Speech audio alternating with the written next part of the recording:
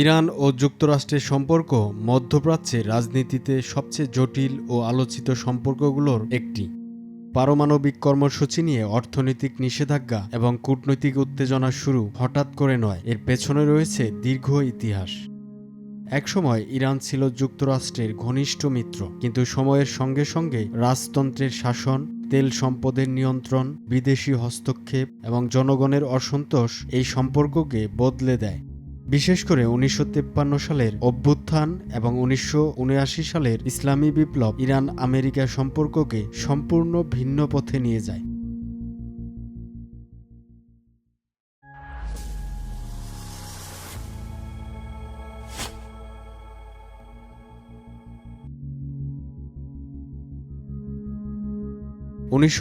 সালে ইরানের ক্ষমতায় আসেন রেজা শাহ পাহলভি। তিনি ইরানকে একটি আধুনিক রাষ্ট্রে রূপান্তর করার উদ্যোগ নেন। অবকাঠামো উন্নয়ন, শিক্ষা ব্যবস্থা আধুনিকীকরণ এবং শক্তিশালী সেনাবাহিনী গঠনে তিনি গুরুত্বপূর্ণ ভূমিকা রাখেন। তবে তার শাসন ছিল কঠোর ও কর্তৃত্ববাদী, যেখানে রাজনৈতিক মত প্রকাশের স্বাধীনতা সীমিত ছিল। দ্বিতীয় বিশ্বযুদ্ধের সময় তিনি ক্ষমতা ছাড়তে বাধ্য হন এবং তার ছেলে মোহাম্মদ রেজা শাহ পাহলভি ইরানের সিংহাসনে বসেন। মোহাম্মদ রেজা শাহ পশ্চিমা শক্তি, বিশেষ করে যুক্তরাষ্ট্রের ঘনিষ্ঠ মিত্র হয়ে ওঠেন। এই সময় ইরানের অভ্যন্তরীণ রাজনীতিতে যুক্তরাষ্ট্রের প্রভাব দ্রুত বাড়তে থাকে। 1951 সালে ইরানের নির্বাচিত প্রধানমন্ত্রী হন মোহাম্মদ মোসাদ্দেক। তিনি দেশের তেল সম্পদ বিদেশি নিয়ন্ত্রণ থেকে ফিরিয়ে আনার জন্য তেল কোম্পানিগুলো জাতীয়করণের ঘোষণা দেন।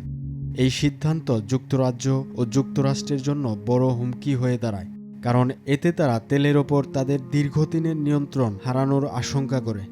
1953 সালে যুক্তরাষ্ট্রের CIA এবং ব্রিটিশ গোয়েন্দা সংস্থা যৌথভাবে একটি গোপন অভ্যুত্থান চালায়। এর ফলে মোসাদ্দেককে ক্ষমতাচ্যুত করা হয় এবং শাহকে পূর্ণ ক্ষমতা দিয়ে আবার ক্ষমতায় বসানো হয়। অভ্যুত্থানের পর শাহ আরও ক্ষমতাবান হয়ে ওঠেন। যুক্তরাষ্ট্রের সমর্থনে তিনি আধুনিকীকরণ কর্মসূচি চালালেও গোপন পুলিশ বাহিনী সাভাকের মাধ্যমে রাজনৈতিক বিরোধীদের কঠোরভাবে দমন করেন। একদিকে পশ্চিমা সংস্কৃতির প্রভাব, অন্যদিকে ধর্মীয় ও সাধারণ মানুষের ক্ষোভ। এই দ্বন্দ্ব ধীরে ধীরে বড় আকার ধারণ করতে থাকে। 1979 সালে এই অসন্তোষ চূড়ান্ত রূপ নেয় ইসলামী বিপ্লবে। লাখো মানুষ শাহের বিরুদ্ধে রাস্তায় নেমে আসে। শাহ দেশ ছেড়ে পালিয়ে যান এবং ধর্মীয় নেতা আয়াতুল্লাহ রুহুল্লাহ খোমেনি ক্ষমতায় আসেন। এর মাধ্যমে ইরান একটি ইসলামী প্রজাতন্ত্রে পরিণত হয়। বিপ্লবের পর ইরানের শিক্ষার্থীরা তেহরানে অবস্থিত মার্কিন দূতাবাস দখল করে এবং 444 দিন ধরে মার্কিন কূটনীতিকদের জিম্মি করে রাখে। এই ঘটনা ইরান আমেরিকা সম্পর্ককে প্রায় সম্পূর্ণভাবে ভেঙে দেয়। 2000-এর দশকে ইরানের পারমাণবিক কর্মসূচি আন্তর্জাতিক শঙ্কা সৃষ্টি করে। যুক্তরাষ্ট্র এবং ইউরোপীয় দেশগুলো উদ্বেগ প্রকাশ করে। এই সময়ে ইরানের ওপর অর্থনৈতিক নিষেধাজ্ঞা আরোপ করা হয়।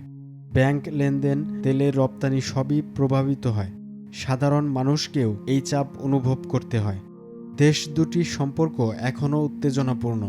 যুক্তরাষ্ট্রের কঠোর নিষেধাজ্ঞা ইরানের অর্থনীতি প্রভাবিত করছে, আর এতে সাধারণ মানুষের জীবনযাত্রা কঠিন হয়ে উঠেছে।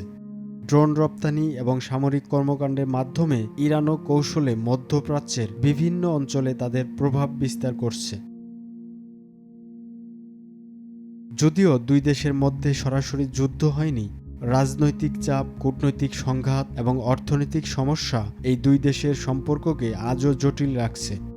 এবং এই সংঘাত শুধু দুই দেশকেই নয়, পুরো মধ্যপ্রাচ্যকে প্রভাবিত করছে।